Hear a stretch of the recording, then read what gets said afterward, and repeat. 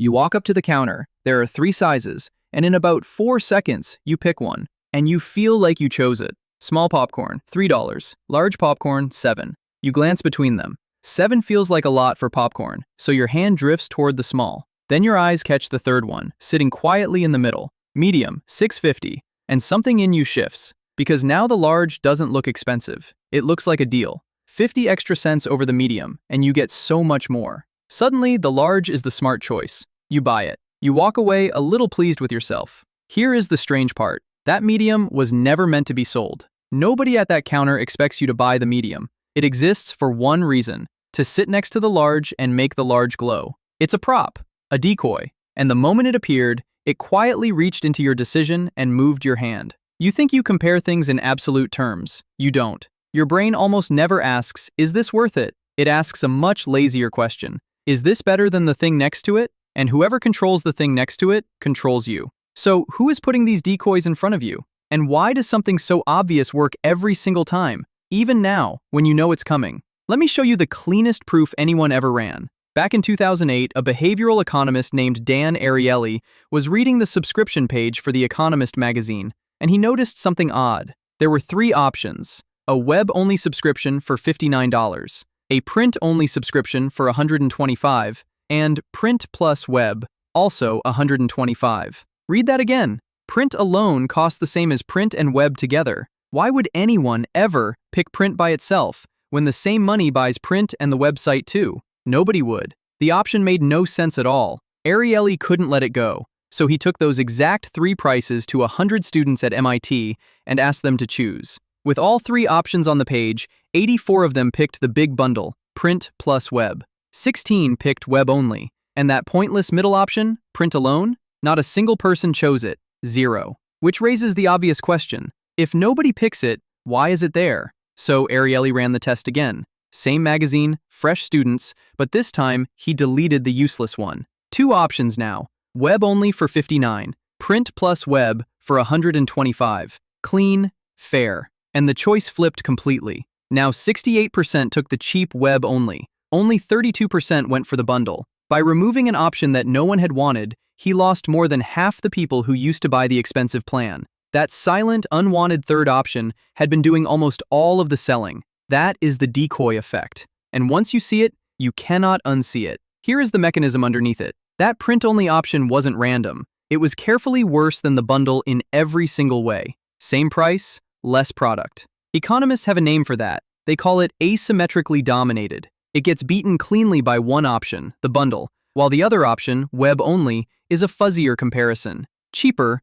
but a different kind of thing. Your brain hates the fuzzy comparison. It's real work, so it grabs the easy one instead. Bundle versus print only is a slam dunk. The bundle obviously wins, and that tiny victory feels so good, so clear, that you let it decide the whole thing. You buy the bundle, not because you weighed it against what you actually needed, but because it beat a straw man someone set up beside it. The researchers who first pinned this down were Joel Huber, John Payne, and Christopher Pudo, back in 1982. They called it the attraction effect. Add a slightly worse, carefully placed option, and it drags people toward the target sitting right next to it. It shouldn't work. Classic economics says a bad option you'd never choose should change nothing. In reality, it changes everything. And it doesn't only push you toward the expensive thing. Sometimes it pushes you toward the middle. A researcher named Itamar Simonson showed that when people face 3 options in a row, they drift to the one in the center, the compromise. Not too cheap, not too dear. The safe one, which is exactly why the thing a store most wants to sell you is so often placed right in the middle. So the next time 3 choices line up neatly in front of you, ask yourself one quiet question. Which of these am I not supposed to buy? Once you start looking, the decoys are everywhere. Look at almost any software pricing page. There are usually 3 plans, side by side. A basic one that feels a little too thin, a premium one that feels like a bit too much, and a plan in the middle, often stamped most popular, priced so the premium looks slightly absurd and the basic looks slightly sad. You feel like you are choosing, you are being funneled. Look at coffee sizes. The gap between medium and large is almost always tiny because the large is the target and the medium is there to make it feel generous. Look at a wine list where the second cheapest bottle mysteriously outsells them all Because no one wants to look cheap by pointing at the very bottom, and the list is quietly built to catch you one step up. Even a real estate agent can use it. Show you a slightly worse house at a similar price first, and the house they actually want to sell suddenly feels like the obvious winner. The bad house isn't a mistake, it is the medium popcorn. Do you see the pattern? In every case, someone added an option they never expected you to take, purely to change how the option beside it feels. And here is what makes it so hard to resist. It isn't a trick played on some foolish part of you. It is a trick played on the smartest, most efficient part of you. Your brain is a comparison machine. It did not evolve to calculate the true, absolute value of a magazine or a tub of popcorn. There is no such number written anywhere inside your head. Instead, it does something faster. It looks around, grabs whatever is nearby, and measures against that. Relative judgments are cheap.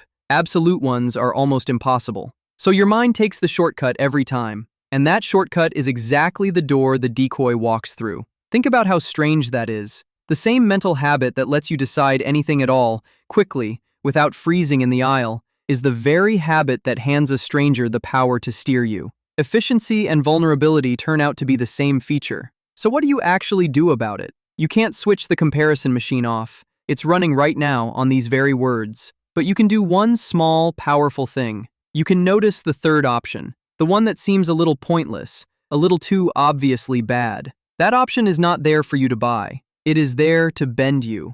And the moment you name it, its power starts to drain away. Then ask the real question. Not, which of these is the best deal, but, what do I actually need? And what would I pick if that option simply weren't on the page? Take the decoy away in your mind and choose from what is left. You will be surprised how often the expensive bundle quietly loses its shine. Try it tomorrow, at the counter, on the pricing page, in front of the 3 neat plans. Find the option nobody is meant to buy. Once you spot it, the whole board rearranges, and for once, you are the one doing the choosing. Because this was never really about popcorn, or magazines, or coffee. It is about a quiet truth in how you decide. You almost never judge a thing on its own. You judge it against its neighbors. And anyone who gets to choose the neighbors gets to choose a little for you. Dan Ariely's point was simple. We don't really know what we want until we see it sitting in a context. We don't carry an inner price tag. We carry a ruler, and we measure whatever happens to be placed beside the thing. That is not a flaw to be ashamed of. It is just the machinery, finally made visible. The pull toward the middle. The bundle that beats a straw man. The size that only looks generous because of the one you will never buy. All of it has been running behind your choices your whole life, and until a minute ago, you never even saw it. So look again, next time, at those 3 neat little options. One of them is a decoy. One of them is doing a job. And now, you know which one.